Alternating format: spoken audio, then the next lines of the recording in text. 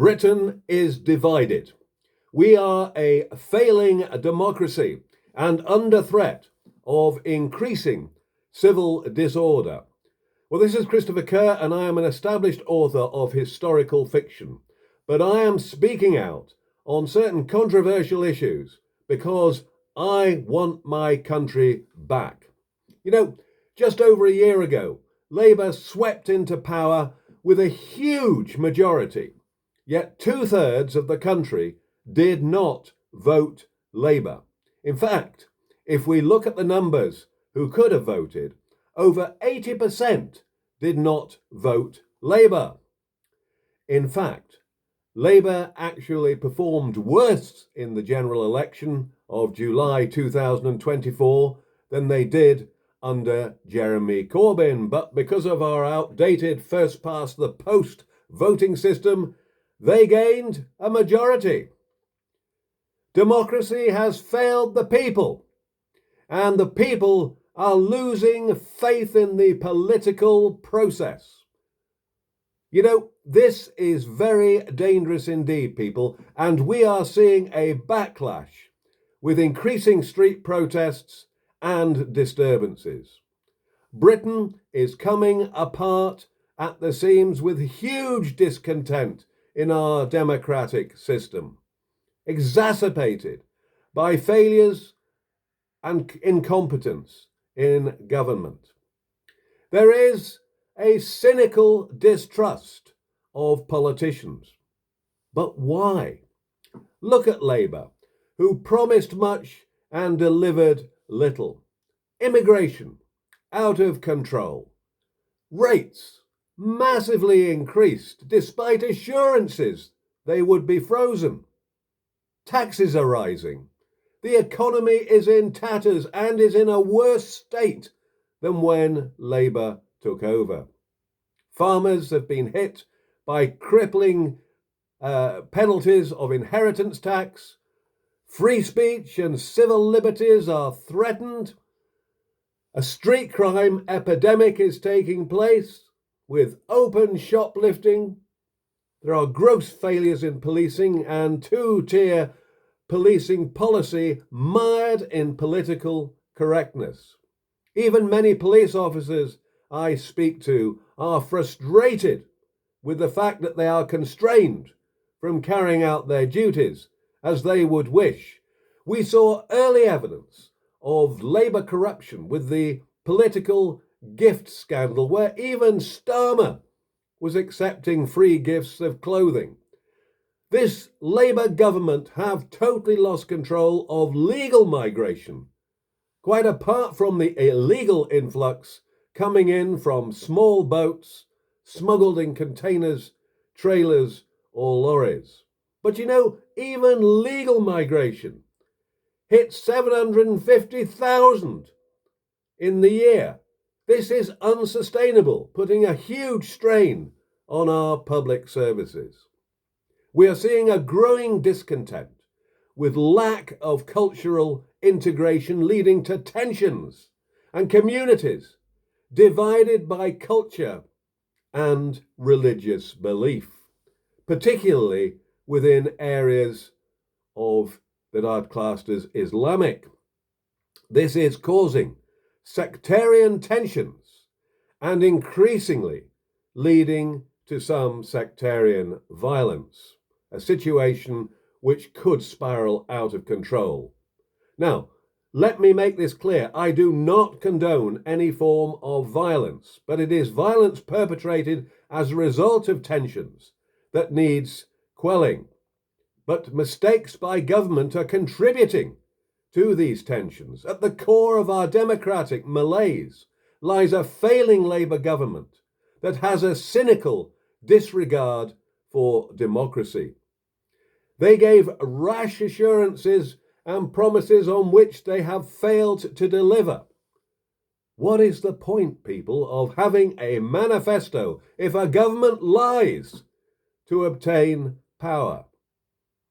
In the election campaign, we saw time and time again Sir Keir Starmer and his cronies refusing to answer questions directly with a total disregard for proper accountability to the press.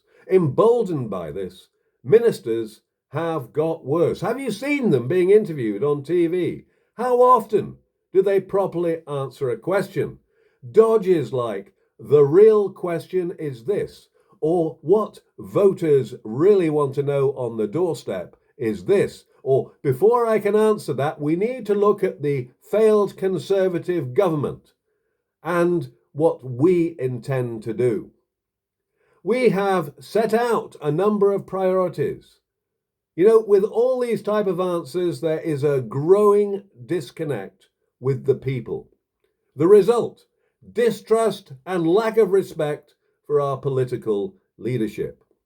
The government have delivered a litany of failures, and we watch in horror as Keir Starmer, the country harmer, never answers questions posed by the opposition properly at Prime Minister's questions.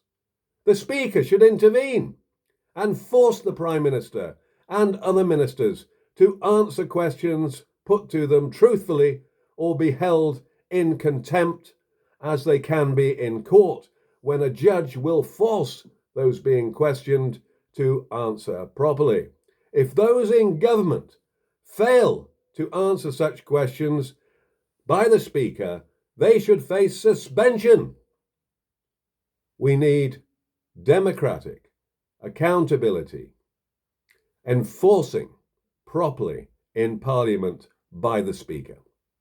Equally, get this, the odious Mayor of London, Sadiq Khan, sidesteps question after question in a staggering, arrogant display, ignoring and disrespecting the democratic process. Why on earth has he been knighted, people? Why was our king used in this manner, or why did the king allow our honour system to be abused in this way? The knighting of Khan was a scandalous disgrace. I used to be a royalist, but having seen King Charles being used and allowing himself to be used in this disgraceful manner has caused me to lose faith in the monarchy and all it represents. Everything is now in a state of collapse around us. All those areas that we once used to respect and admire, the police, the health service, so many public services, our democracy is in a state of collapse, which is not helped by the utterly ludicrous policy of giving 16-year-olds the vote in a desperate attempt by Labour to scratch out voters and cling on to power. They believe that Labour's catastrophic collapse in the polls can be redressed by enfranchising young people who are perceived to be mainly left-wing. For goodness sake, at the age of 16, all I cared about was music, clothes, and the opposite sex, as is the case with most teenagers at 16. We do not have the maturity to judge at that time. So 16-year-olds can't drink alcohol, they can't drive, they can't marry, they can't watch adult material, but Labour believes they can decide who governs the country. Democracy is failing us. Labour have delivered the most catastrophic government in modern history, proving themselves inept and unfit to govern. And we need change. We need strong leadership, and Starmer is utterly feckless. Finding a new type of democratic process is critical. Reform is desperately needed, and maybe the party bearing that name will deliver it. And I'm not a member, by the way. I'm merely a libertarian who cares about my country. And to use the words, echo the words a lot of politicians are coming out with now, objecting to the Labour Party and its policies, I want my country back. Well, this is Christopher Kerr, the author of historical fiction. Or is it? As I often say, speaking out, putting my head above the parapet once again, waiting for the bullets to fly and the criticism to flood in. But you know what, people? I will not be silenced, and I am not going to allow my right to free speech to be stopped by this government. Thank you so much for watching, as always.